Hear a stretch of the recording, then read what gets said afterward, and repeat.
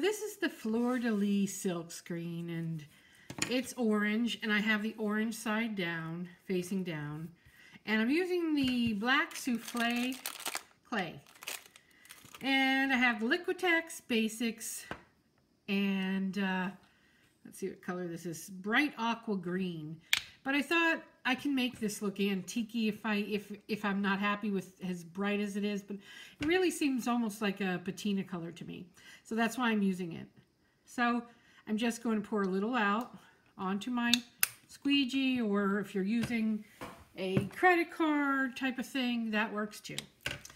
And draw it across the length of your clay. Little paint goes a long way.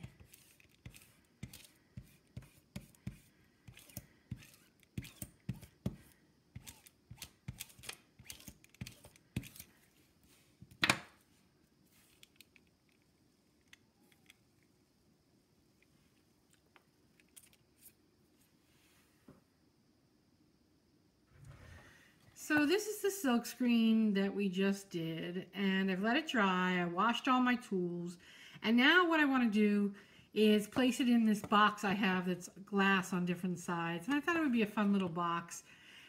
However, you know, how do you know what size? I mean, obviously you can measure it, and there's always going to be a little hair off or whatever, but you probably will get this way too. However, by taking it and straightening one side and placing it down in the crevice, I'm able to take my finger and push along the edges.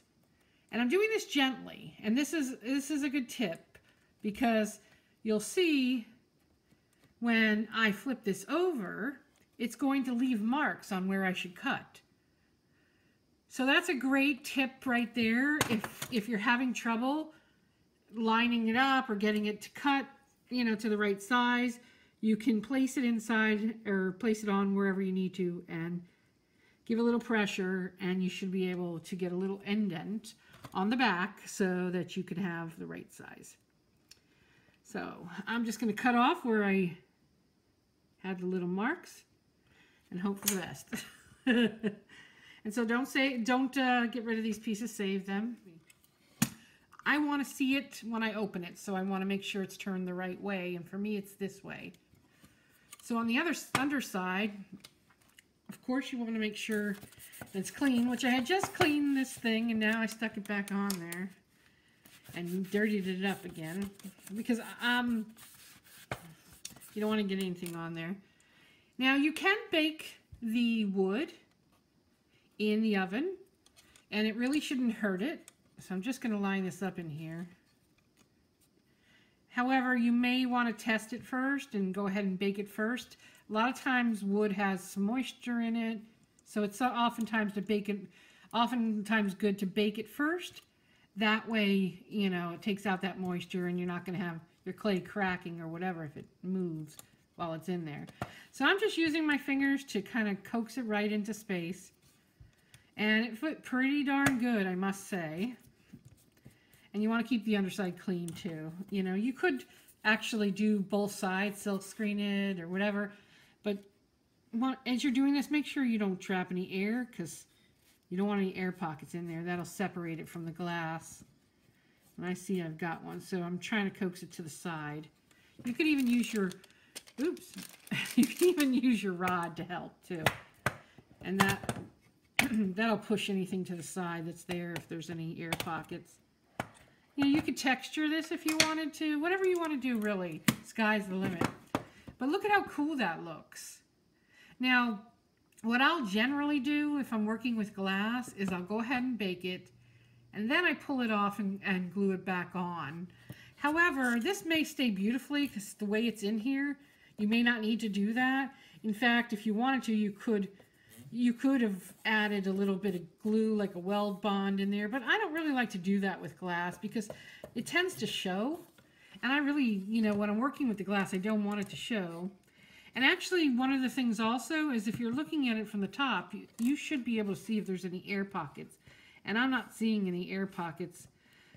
Wait, I might have seen one little one here. So That's one thing too, when you can go back and look for air pockets. But all this you want to do after you've painted, obviously, and done whatever you want with the outside so you don't get it on your clay. But I just wanted to show you that this is a tip when you're doing a glass box or whatever. Polymer clay adheres to glass and it'll stick, but it's not a permanent bond. So you do have to think of it that way if you're giving it a gift or whatever and you don't want it to fall apart. Although with this, to be honest, I don't think it will fall apart. And another tip you could do is you could take some ribbon or even polymer clay and run it across, you know, along the edge or whatever, so that now it's glued in there. You know, you bake your pieces and then glue it on around that. Now that'll help to hold it in there too. So there's lots of ways to reinforce your piece if you feel like it might not stay. So that's that. That's a fun piece. I did this other one that I wanted to show you. This is, now there are several techniques you can do with these new products we have. There's magic transfer paper, and let me show you that. This is the magic transfer paper, and it's black and white. However, on here, I've used the fuchsia clay and transferred this onto here, and look at how cool that looks. So depending on what color clay you use, you can get a totally different look. For instance, this is on the cherry pie souffle clay, and look at how different. And, you know, we've talked a lot of times, you know, using magic transfer on light clay, but you can definitely use it on the dark clay and get a totally different look. So this here is on the cherry pie red, and this is actually that design right there. So you wouldn't think that it would come out looking like this. However, it really does come out nice on the cherry pie red. So that's that one. And then we have this one here. Actually, that's the same there. This one here is actually silk screened. I used black clay with a white paint and used that same silk screen. This is silver. I used the Extreme Sheen silver, which I really liked.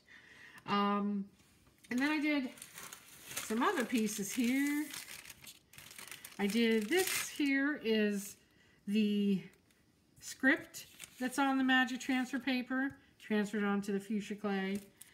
And, you know, that's the thing. You can get some totally different looks depending on, you know, what clay you use and what technique you use. So silk screening or transferring, you can get totally different looks. So they're black and white, but on the clay, it picks up a really nice color. It looks really cool. So I just wanted to show you a few different things you can do with this new Fleur de Lis collection. And you can just really have a lot of fun with it. It comes with a lot of different pieces. We are going to be releasing some graduated cookie cutters this weekend. I think there's a few other pieces in this collection. So definitely check back on Sunday for that. And you can find these at CreateaAlong.com. And so I hope you'll play around with these silk screens. And this is actually another silk screen. It's a bigger Fleur de Lis.